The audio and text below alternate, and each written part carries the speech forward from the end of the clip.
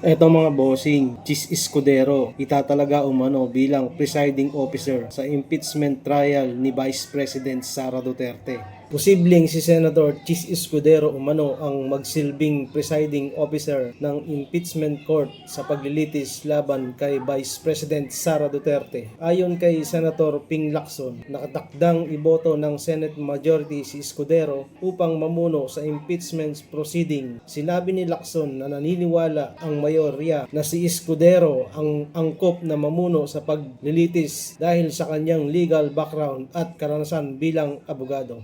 Bagamat wala pang formal na botohan sa oras ng pag-uulat, lumitaw na may mga suporta mula mayorya ng Senado para kay Escudero bilang presiding officer ng impeachment court. Sa ilalim ng impeachment process, ang presiding officer ang mangangasiwa sa mga pagdinig, magbibigay ng mga ruling sa mga usaping procedural at tutulong sa pagpapanatili ng kaayusan sa paglilitis. Anong masasabi niyo mga bossing na si Chis Escudero ang tatalaga umano bilang presiding officer sa impeachment trial ni Vice President Sara Duterte?